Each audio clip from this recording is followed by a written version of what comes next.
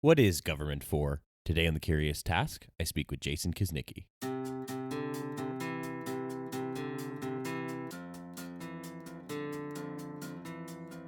Welcome to The Curious Task from the Institute for Liberal Studies, where we explore economics, politics, philosophy, and other ideas from a classical liberal perspective. I'm Alex Aragona, your host, and today our guest is Jason Kuznicki. Jason Kuznicki is a research fellow at the Cato Institute and the editor of Cato Books and of Cato Unbound, which is the Cato Institute's online journal of debate. He earned a PhD in history from Johns Hopkins University in 2005. His first book, Technology and the End of Authority, What is Government For?, surveys Western political theory from a libertarian perspective. It will serve to inform a lot of our discussion today. Jason, thanks very much for joining us on The Curious Task. Thank you. So Jason, in each episode, as we were discussing, we start with a question and just go wherever the conversation leads us. So I'll toss it right over to you. What is government for? Well, a lot of people have had a lot of theories, and that's what structures my book. The trouble with these theories and the argument that I advance in the book is that none of the theories is able to provide a satisfying case that government is, in fact, the best means to any particular end. And because of that, we are always left at some point in any argument that favors government, we are left saying, we know of nothing better than this. And that's a big problem because that doesn't mean that we have a knockdown case in favor of government. It means that we have a very potentially defeatable case for government.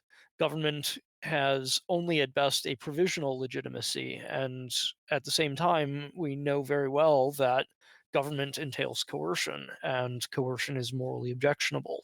And as I read through your book, I noticed in the first part where you trace the history of political thought around this, a lot of the thinkers actually believed that the state came before the individual. And that was the crucial difference that struck me between what libertarians or classical liberals would think versus some of these early thinkers, is that the state was actually on at least a hierarchy of values before the individual. And as a matter of fact, the family itself, in some cases, was actually the smallest unit in society, not the individual. That was very interesting to me. Yes, and when you say before, we have to be really careful about the terminology because, of course, the United States of America existed before I did. It Hmm. existed before my parents or my grandparents existed, of course. That's not exactly what we mean. We mean something rather different when we say before. We mean ontologically or morally prior to the individual. Does the state have some sort of higher order existence with regard to morality, or some sort of higher order existence with regard to reality itself, which some certainly seem to want to claim. Plato, for example, does seem to want to claim that the state is a kind of organism that endures over many, many lifetimes and should be thought of as such, and therefore should command more respect than any particular individual when those two entities come into disagreement. Could you go into any other thinkers that thought the same thing? Before we jump into sort of what is discussed in the latter part of your book, which is ultimately how to view the state and what some potential solutions to this problem of the state, of people looking at the state as a set bundle is, I'd like you to trace some other thinkers if you could, and how they thought about this. Oh, sure, absolutely. Machiavelli is one of the most uh, explicitly pro-state thinkers that I look at, and his entire theory of politics is, in fact, that whatever is good for the state is the good, like capital G good, we might say, and that when an individual conflicts with the state, we should understand that there is a conflict between a lesser good and a greater good, and the greater good always must be the one that prevails if we are to be good people at all. It is it is a view that I don't think that too many people sincerely subscribe to, but it's often resorted to as a matter of convenience. That people will say, well, the state represents the greater good or aims at the greater good, even if it's not necessarily always and by definition the greater good. And this gives a lot of weight to arguments that will say things like, well, you must follow the law. The law is the law, therefore it commands our respect. It has moral force. And libertarians will generally say, well, wait a minute, let's actually ask about what the law's effects are. Let's ask about whether those effects are preferable to a state in which the law was different from what it is. Let's ask about these effects with regard to or in comparison to a state where that law does not exist at all. Is it too much of a simplification to say that a lot of the earlier thinkers pretty much locked in tandem what the law is and what justice was? There's a very close identification between the two of them. To get back to Plato for just a moment, in his dialogue, The Statesman, uh, the question is asked, why is it that we ought to follow the law? And the answer that is provided is that laws exist because they were crafted by someone who is wiser than you are. And they command our allegiance because of that superior wisdom. And Plato goes on to advance a theory of law that posits the existence of rare individuals who come onto the world historical scene, maybe only one in every generation all across the world, he thinks. And these statesmen, as they are called, have by right the ability to make laws. The rest of us do not. And if we're not following the laws as they were promulgated by a statesman, we may be doing a good or a bad thing, but what really should command our allegiance in any case is if we have access to the laws provided by a statesman, we ought to be following those. And I was very surprised just how far some of that thought went. I believe it was in Plato's work Laws that you went over the fact that it got down to a point where there was almost like a prescription of how a house should be arranged, how many children people should have, like down to that point where people were not just trying to run a society or provide a framework for it, but people were actually almost prescribing how it should be ordered Oh, down to absolutely. the last person. Yeah. Absolutely. There are prescribed numbers of families with prescribed numbers of children. There are prescribed numbers of people in different occupations.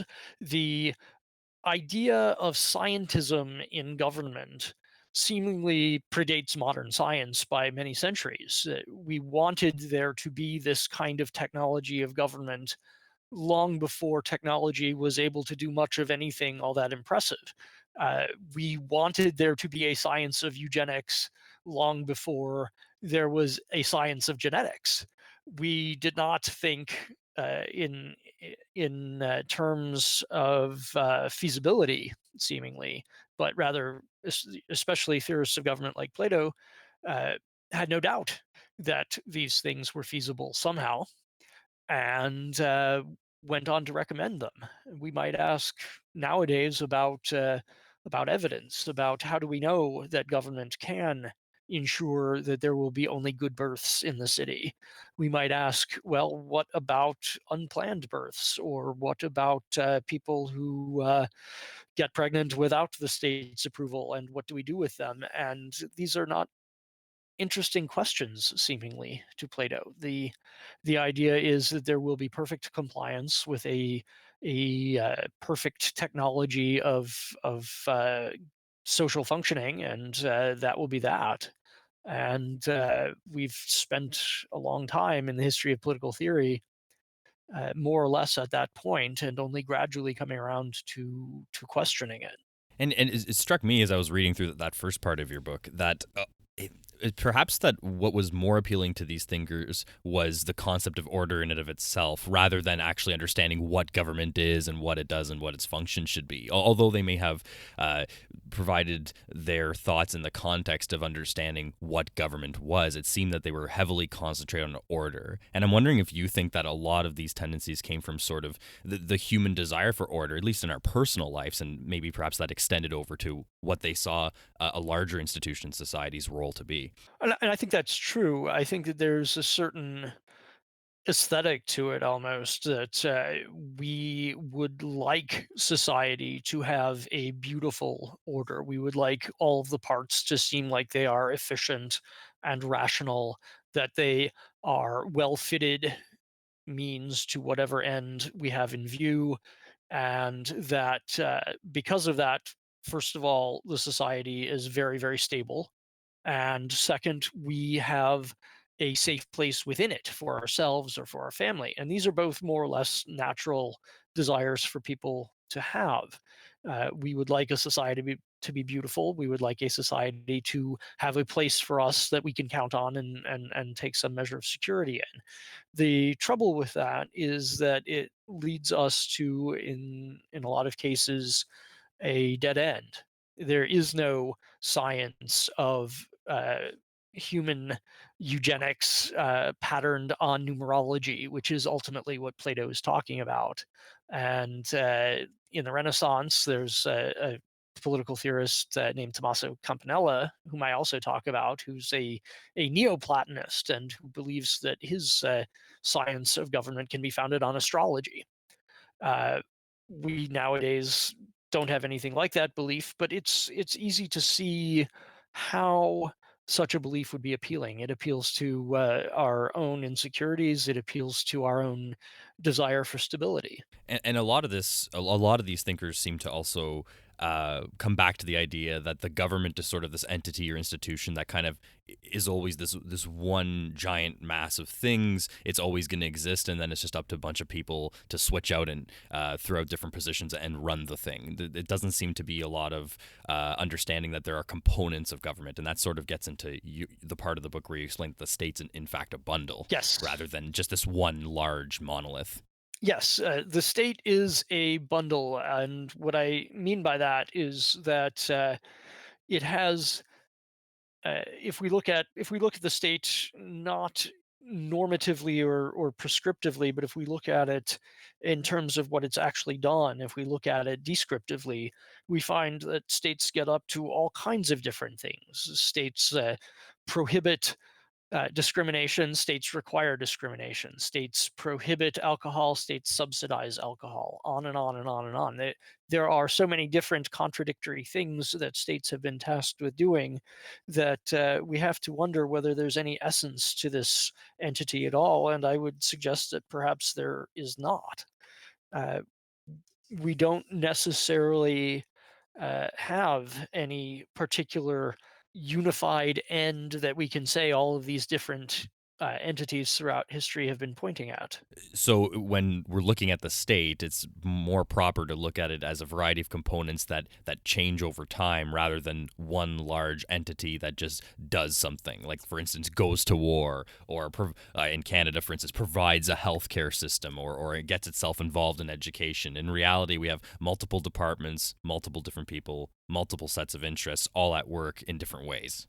Yeah, and this has a really important payoff for libertarians because we can ask about whether any particular component really belongs in the bundle or not. We can ask whether using the state for this particular purpose is the best that we can do. Is this something that requires the state or not? And when we look at the various purposes to which states have been put over time, I think the natural response to that very large aggregate of different purposes is that we should be skeptical. We should doubt a little bit when the state just happens to be the answer to all of these different random purposes and causes, and ask whether maybe there is a tendency to reach for security at work here rather than any sort of really sound argument that this is what ought to be done. So when it comes to looking at the various functions of the state and whether or not they're useful and if certain functions should continue, although it may be a nice slogan and a nice catchphrase, you don't think it's very helpful if people say, I'm against the state or the government. You actually think that even people against its various functions should probably take a step back and look at them as various functions rather than this monolith. So although proponents of government certainly sometimes speak of it as it's sort of like this monolith and this one entity, a lot of opponents of various government doings and functions also seem to treat it that way. Yes. Yes. It is possible to flip the script a little bit too much and go from thinking of the state as uh, not the march of God on earth, as Hegel called it, but as the march of the devil himself on earth. And that every single possible thing the state could ever do is always and necessarily bad. I think that that is also taking things too far. I think we may not have a satisfying answer to the question of whether a state is necessary. uh, I go into this in the book using the term agnarchism, Right. combining agnostic and anarchist. I don't know whether utopia has a state. I think it's somewhat immodest to say that anyone can know the answer to that question.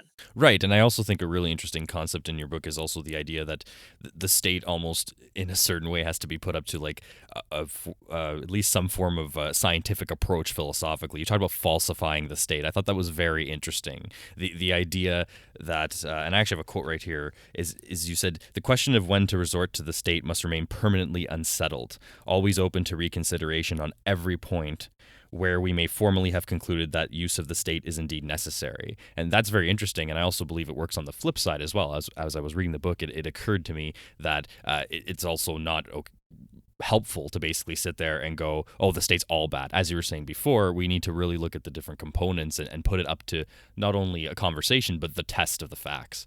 Yes, yes. I concede without argument that states always involve coercion. I have Right. no disagreement there. They do.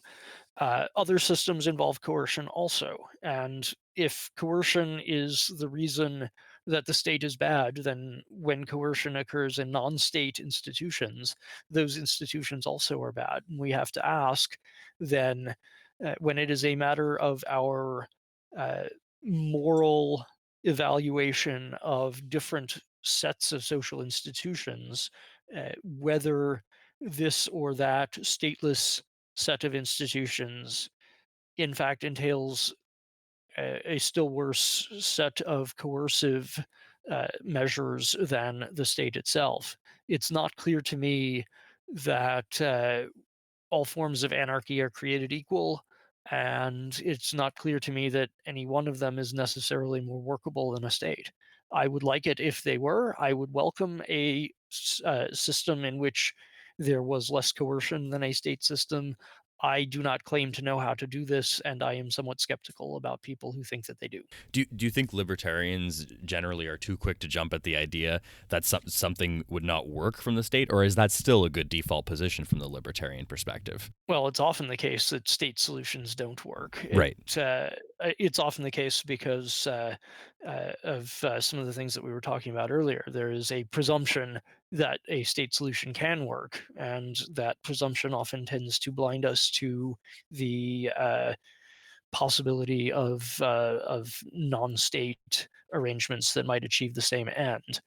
When we look at the broad sweep of Western political thought since Plato, the vast majority of the big canonical thinkers have Hmm. been much more state focused than certainly libertarians, but I think than most ordinary people would be just going by their own intuitions. Right. The default assumption for them was that the state would always work. If we just pointed in the right direction and said we want to achieve these intentions, and the results would just line right up with it. Yes, yes, and this is something that one often sees, particularly in revolutionary ideological movements. So Marxism believes, yes, that there will be an eventual stateless society, but in the meantime, the state needs to do a whole lot of work, and it will be effective in doing that work, and it will succeed in its goal if only we give it as much power as it needs.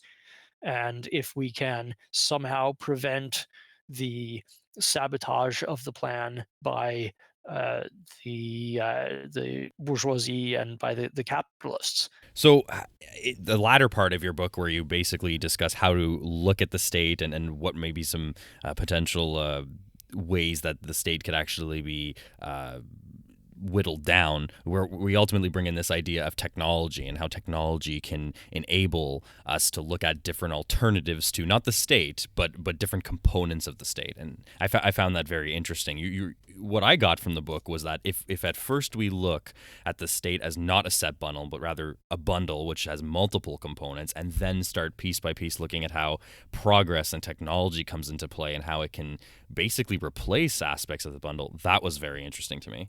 I think that that is the work that a future generation of libertarians will have to devote itself to if we ever gain the kind of cultural salience that would allow us to do it and allow our ideas to be more widely adopted.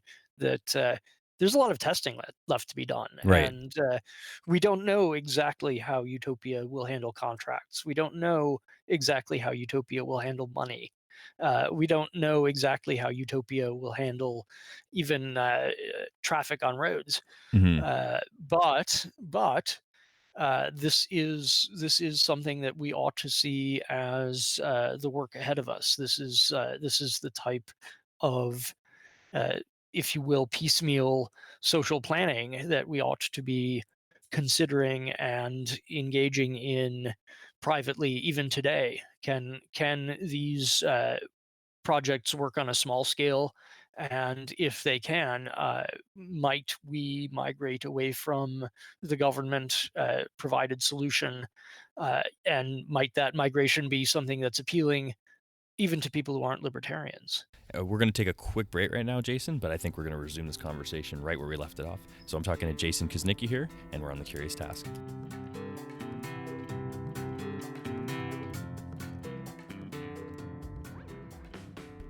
The Curious Task is a podcast from the Institute for Liberal Studies. Feel free to send us questions and feedback to curioustask@liberalstudies.ca.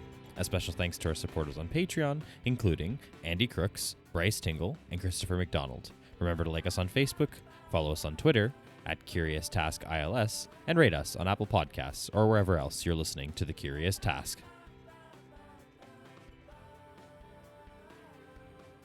Welcome back to The Curious Task. I'm speaking with Jason Kuznicki here today. We're talking about what is government for, and a lot of the discussions that formed by his book, Technology and the End of Authority. Jason, during the break, you mentioned that, of course, I had brought up a lot of the thinkers in history that were proponents of the state. They very much thought that if we pointed the state in the right direction, it could achieve what it needed to achieve. But, of course, you reminded me that there was a lot of intellectuals and intellectual movements that were very skeptical of the state. I was wondering if you wanted to get into those. Yes, the skeptics of state power go way back. Unfortunately, it's been the case that states command a large amount of resources, and because of that, they tend to extend patronage to people who are favorable to state solutions and to the power of kings. If you're a king, that's the type of thinking that you're generally inclined to pay for. But even if we look at ancient Greece, we can find prominent critics of the state, at least by implication, and often quite explicitly. So one of them is Diogenes the Cynic, who was one of the great wits of ancient Greece, and whose criticism of state power was essentially that there's a higher law than the state. There's an intelligible moral law that unites people across states and that gives people a common sense of right and wrong by which the actions of states may be legitimately criticized. Diogenes was a contemporary of Alexander the Great, and there's a famous exchange between the two of them that has come down to us in several different versions, but uh, some of the story, at least as we understand it, is that Diogenes was out in the sun and was working on some geometry problems, perhaps, and Alexander stood over him and said, "Diogenes, ask any favor you choose of me." And Diogenes replied, "Please get out of my light," uh, which is a fantastic thing to ask to the guy who had just conquered the entire known world. and it suggests a certain disdain, yes, for material possessions, but also for political authority and political power. If Diogenes had asked to be put in charge of governing Syria, presumably Alexander might have been willing to grant it, at least by implication. Diogenes had no such interest. So Alexander said in reply to this, "If I were not Alexander, I would be Diogenes," obviously trying to indicate some respect for this view. And Diogenes said, "If I were not Diogenes, I would also wish to be Diogenes." It seems that a lot of these earlier thinkers at least started to understand that there was nothing sacred about the government or the rulers themselves. That in fact that they were just people, and they were just people doing another kind of job in society. It happened to be, unfortunately, be ruling over people at that time, but that once again, in reality, that they were just components of a larger structure. And as you said, they are ultimately bound, and at least a lot of them viewed it this way, by some form of morals or justice beyond just their own word. Yes. And when you say jobs in society, this brings up another anecdote from Diogenes' life, which was that at one point in his life, he was captured and sold as a slave. Hmm. And he was asked by the slave trader what work he could do. And he said, "Tell the people that if anyone would like to purchase a good master, I am available." Which is to say, I am someone who is capable of ruling myself and presumably others. The law has put me in this absurd position of being sold as a slave. However, I do not really recognize its authority, and I'm going to have a bit of fun with that. The idea that rule is merely conventional, that it is merely an agreement between people rather than being something divine or something that is written in the numbers or the stars, this is a really important idea because it allows people to have some measure of criticism or some critical distance from the things that the state says. If you really believe that you're ruled by a god emperor, you're going to have a hard time criticizing him. If you believe that you're ruled by a committee of your neighbors, and if you know your neighbors up close, you may feel somewhat differently about their rule. Not only that, but it becomes possible to assert that there is an independent moral order by which their decisions can be praised or blamed. Right. I think that's a very important point. There's a massive difference between, as you said, feeling like ultimately, along with your neighbors, you have some say in how things are running when it comes to the government or the society around you, versus if someone claims to be God's representative on earth, like a king, let's say, that's a little bit more difficult to argue with if you truly believe in that sort of, either from a religious perspective or that sort of theory of justice. That's a bit of a different hill to climb. Yes, and we are very close now also to the uh, cosmopolitan view in political theory, which is to say the view that emphasizes the common humanity of all people as a basis for cooperation and mutual understanding.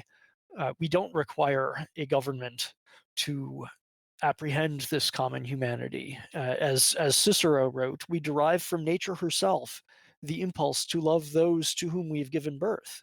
From this impulse is derived the sense of mutual attraction, which unites human beings as such. This also is bestowed by nature. The mere fact of their common humanity requires that one man should feel another man to be akin to him. Uh, we are a part of a common family. It is maybe a bit hackneyed to say that, but it does bear repeating, I think, in an age where we now see ethno nationalism on the rise. Right. We see a rising sense that Russia is for the Russians, and France is for the French, and the United States is for the United Statesians, or whatever it is that we are. But we ought to ask uh, about what proper treatment for humans requires, and take care that we extend that treatment not just to citizens, but to all people. And these nationalist tendencies sort of bring us backwards, like at least away from individualism, right? Is that if somebody pays lip service to things like markets or individualism, but then ultimately looks at the success of quote the nation ahead of everything else, that we're sort of going backwards and away from individualism again. Yes, yes. I mean, I would yield to nobody in terms of admiration for what the United States has done. I think that the American experiment in government has been a fantastically successful and hopeful one, and one that I take some pride in, even as I recognize that it's not really my creation. I'm happy to live in that society, but I will say that that sense of pride is in part derived from the fact that the United States incorporates just the sorts of principles that I am talking about into its government.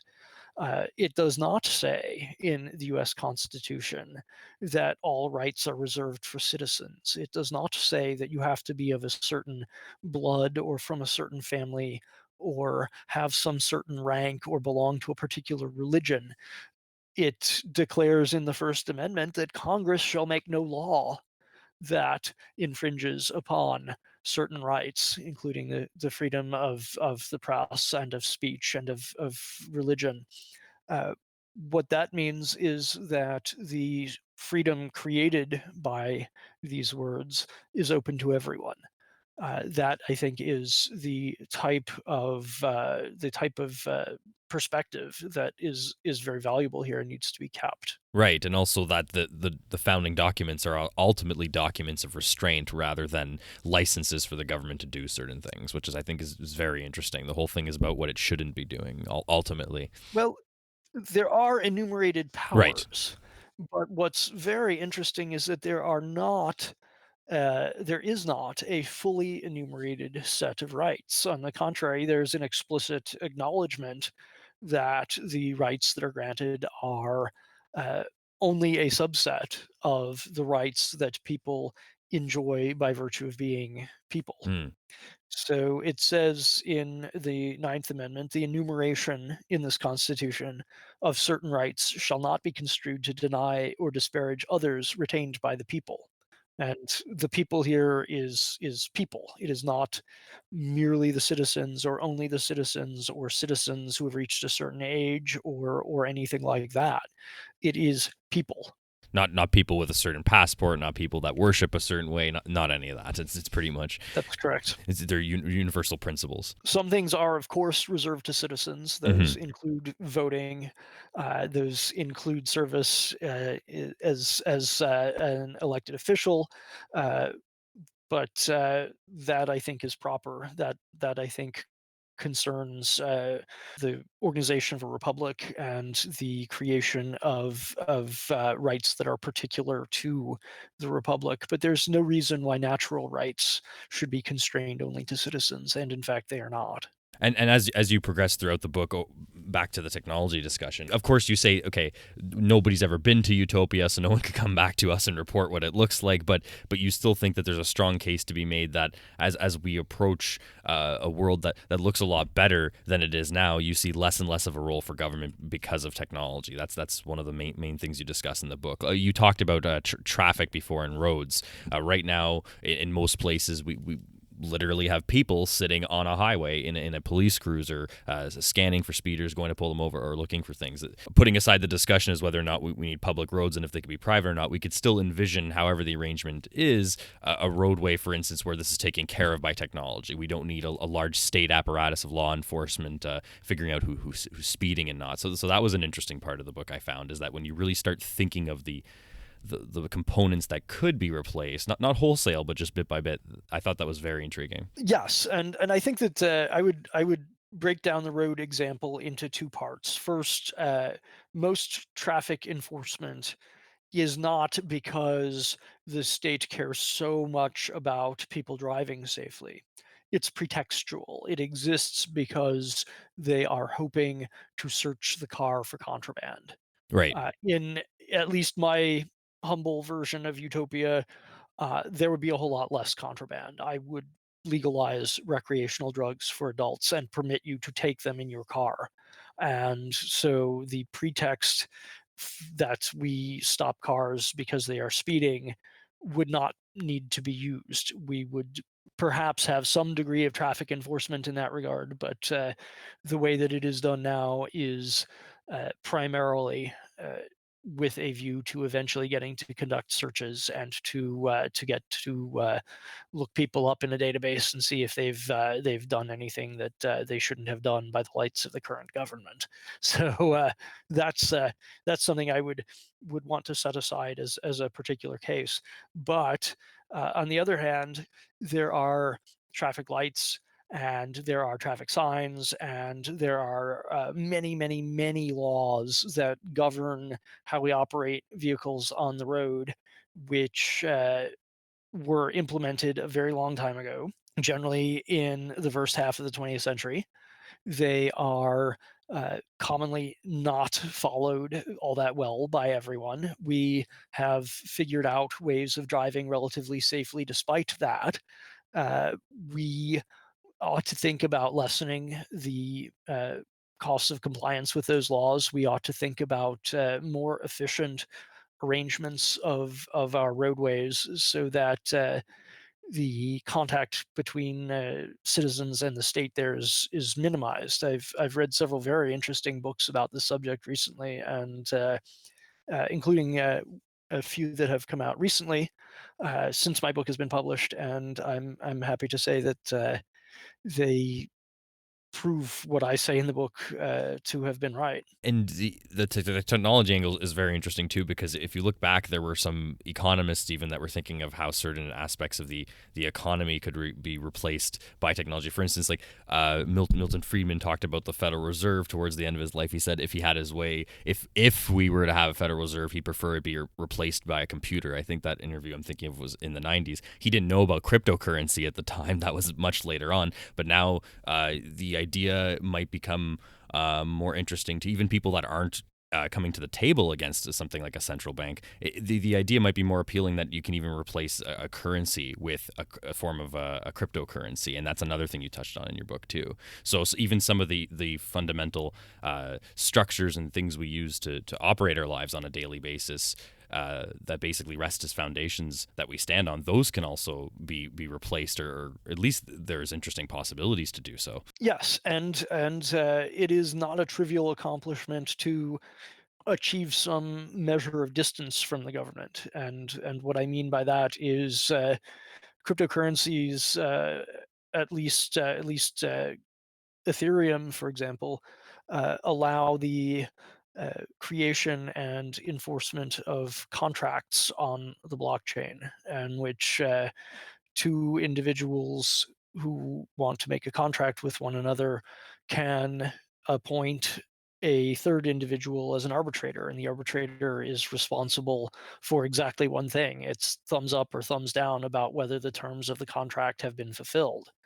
And provided that they agree on that, the rest is self-enforcing. The money goes where it is supposed to go, dependent on the arbitrator's determination. Well, if that's the case, then we are well removed from the government. We are in a realm of essentially private law. It might happen that some business arising in a context like this needs to be adjudicated by the state, but it's not obvious that all things that are in this area need to be adjudicated by the state. On the contrary, it seems like if everything goes as people expect, nothing needs to be adjudicated by the state. So even if the state exists very much in the background, as opposed to completely disappearing, that's still a win in my book. That's still a victory, I think. And I think this ties nicely into another question that's brought up in your book. You basically ask, okay, is there a central feature of society of almost human nature, something that drives us? And ultimately, you said like trade is a central feature of a society. So the idea is that if there are things we can do to sort of shrink the government or get rid of certain components of the state, as long as we all understand that trade is sort of a central feature, something we want to enable, then a lot of things essentially go from there. A lot of solutions can come from the market, and especially when technology is involved. Yeah, it's gotten so little love from political theorists. Political theorists tend to view trade with a great deal of suspicion, and so Rousseau, in writing about commerce, views it as essentially the downfall of humanity. That it brings vice and corruption, and his ideal is the Spartan Republic, in which commercial activity was severely restricted. Uh, and yet, even when we look at societies that are premised on the idea that trade is inherently exploitative, we find trade springing up anyway.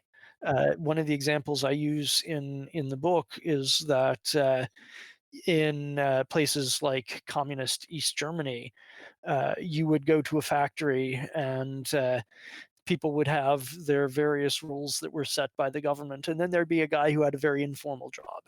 His job isn't set by the government. His job would be to store up products in some corner of the factory, to do under the table trades with other people who had exactly the same function that he did in neighboring factories. So I get carton of bolts and I can't use them and nobody at the factory really needs them, I put them aside. And someone may come along and ask for exactly that specification of bolt, and I have it. And what I need instead is paper, and they have it. And so trade takes place.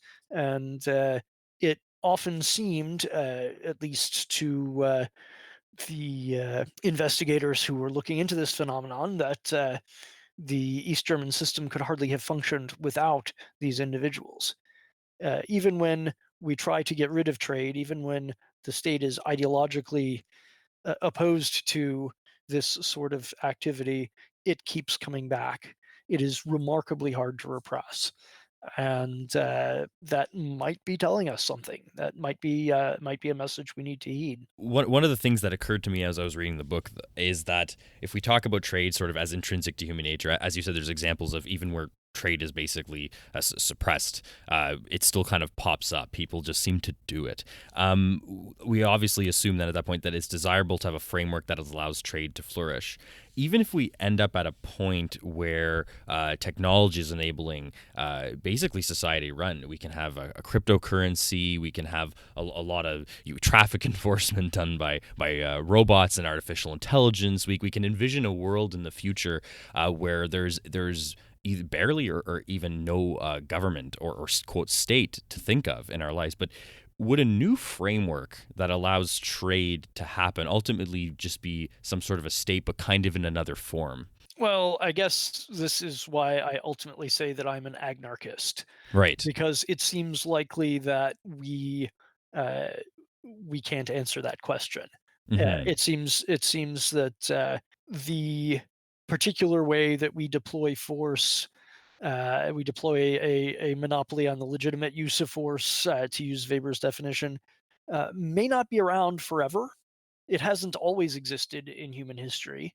There have been stateless societies. There have been societies in which there was such a diffusion of the legitimate apparatus of coercion that it's not clear exactly what entity within the society constituted the state, if any of them did.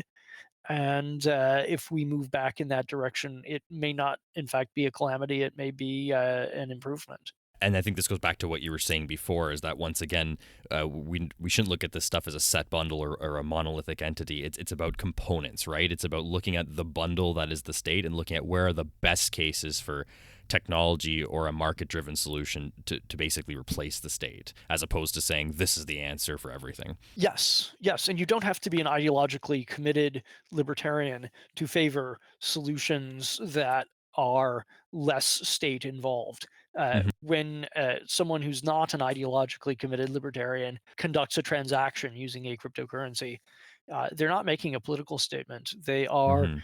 using the means at their disposal that seems best to them to meet a particular end. And that is something that over time, and if it's done frequently enough, becomes a norm. It doesn't have to proceed along ideological lines. It can simply be a matter of revealed preference, and by these sorts of revealed preferences, things really do change. It gives credence to the idea that in order for us to figure out what the best institutions or the best systems are when it comes to economic activity, we of course need a marketplace to test out the different solutions. We can't just have a committee of people sitting around and saying, "Oh, okay, let's try this for 5 years." Yes, yes. The first order understanding of our framework here is we ought to be trying to compete with state solutions on a voluntary basis. We ought Hmm. to be providing or coming up with ways that ordinary non-ideological people would find more appealing to get done what they need to get done without coercion. And if we can do that, then the world will change in that area. The sort of second order concern is that uh, we ought to take care that existing states do not interfere with that process, that states do not foreclose non-state solutions, which presumably they would be inclined to do. Nobody likes competition. Right. And basically, of course, the best way to convince other people that perhaps a non-state solution is the best way to go is to actually either prove in advance or as it going along that it isn't in fact better. It's no help to come to the table and basically say, well, it's the state doing it, therefore it's bad. It'd be good to have the facts on our side, and oftentimes these facts are borne out by the market. Yes. One thing I did want to touch on with you when it came to technology itself was the idea that oftentimes technology isn't neutral. It's often created by a party or an entity. It could be a company, it could be an innovator that has a goal in mind. Of course, the goal may be to improve something, to make a better widget or more fuel efficient, whatever it may be. But they ultimately have the profit motive in mind, and this is an objection that I think a lot of people would have. So we come up with these great technological alternatives to government functions or even patrolling a road, let's say, but ultimately there is a vested interest behind that technology, and of course that's okay in and of itself. But is the solution to make sure that we still have a framework that ensures that particular interests can't supersede other ones? Well, I think so. I think that this is often talked about in the context of the law of equal freedom in political theory. Hmm. Normatively speaking, each individual in the political community ought to have the maximum liberty that is compatible with a like liberty for others, and if that is respected, then it might be the case that some people do become very, very wealthy. We ought to presumably allow that. Everyone has the right to attempt to enrich themselves. Hmm. Uh, Certainly, it has been the case that very, very wealthy people in history have formed a sort of unholy alliance with the state where they try to get the state to serve their own particular business or personal interests, and that Hmm. is something to be resisted. Of course, that's a genuine danger. But the mere act of getting wealthy, if it is done in a way that respects the rights of others, that is an indication that not only the individual has done well, but they've done well for other people. Right. They have benefited other people. My question also is based on the fact that it seems that a lot of people that are proponents of markets might think that any move of a certain function of the state or any other part of the economy moving to the private sphere is necessarily a good thing in and of itself, when in reality that move to the private sphere might not really be a move to the full private sphere. As you said, it may be heavily intertwined with some government involvement, some monopolistic privilege. So I think it's also incumbent on libertarians to be very careful about what exactly they're talking about when they see something move to a private sphere. If it ends up being some sort of corporatism or, as you said, special privilege, this is still stuff we have to be careful about. Yes, yes, absolutely. I mean, I don't want to suggest if it's private, it's good automatically, and Hmm. simply by virtue of that. I do mean to suggest that there are inherent problems to using the state, and potentially better solutions can be found in the private sector. That's a much, much more modest claim. Hmm. There are certainly private ways of dealing with state business that would be terrible. Uh, Yes. not all private solutions are by virtue of being private better. As time winds down here, and as we're heading towards the end of our discussion, I want to tie it back to the initial question: what is government for?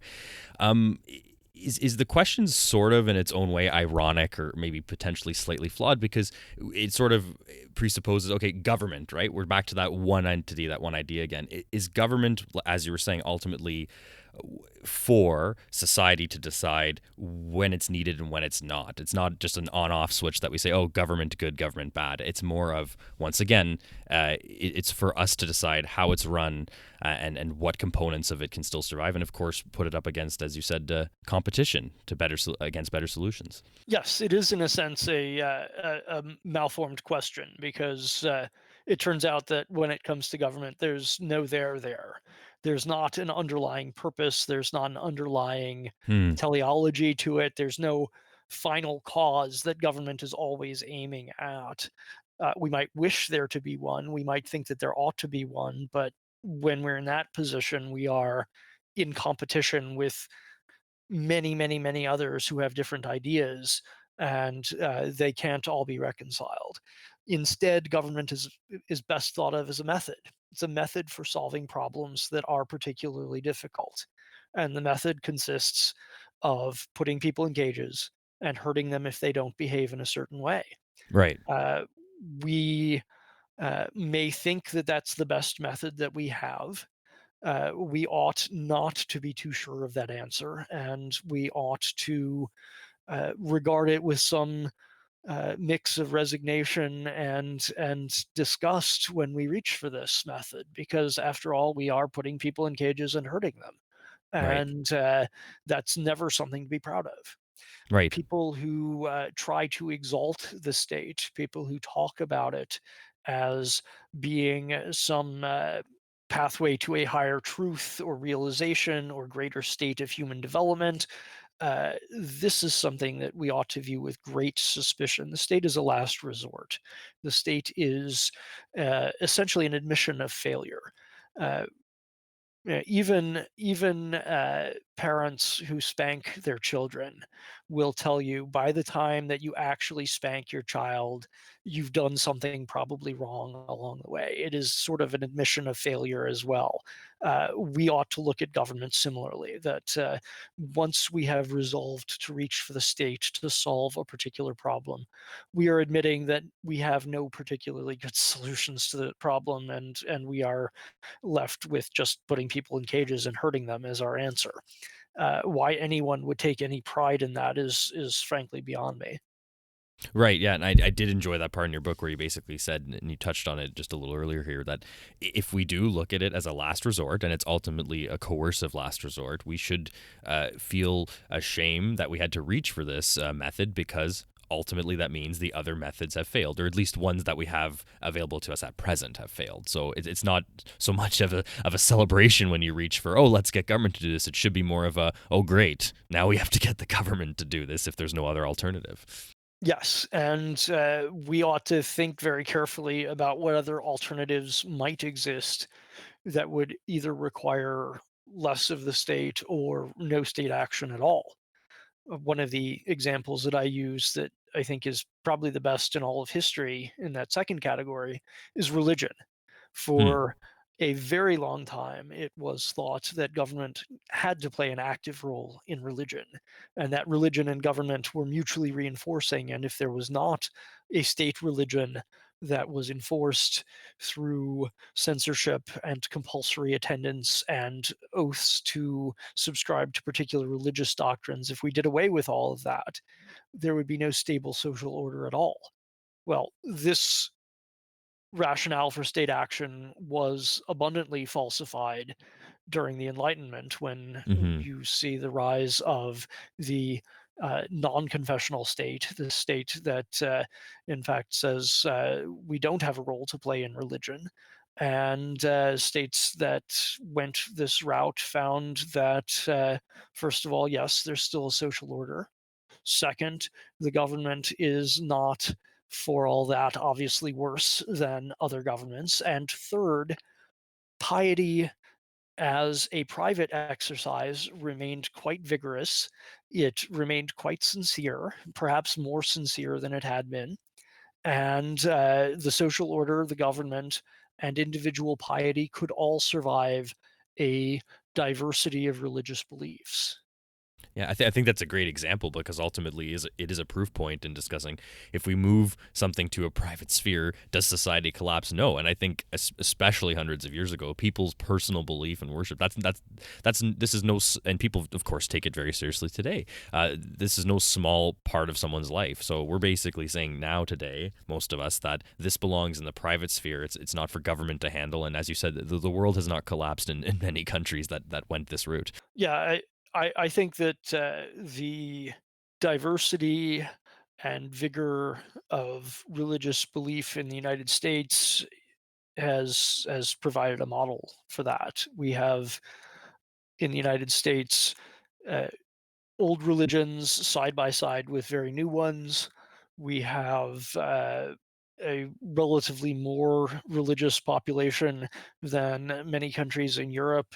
Uh, we, I think, reached that point perhaps because we allowed competition back when many European countries did not allow competition, and Right. when it may have appeared, at least in the 18th century in Europe, that gosh, if this is what religion is, then so much the worse for religion. We should all be atheists or secularists of some sort, and the desecularization of Europe may have followed in part from that state involvement in religion.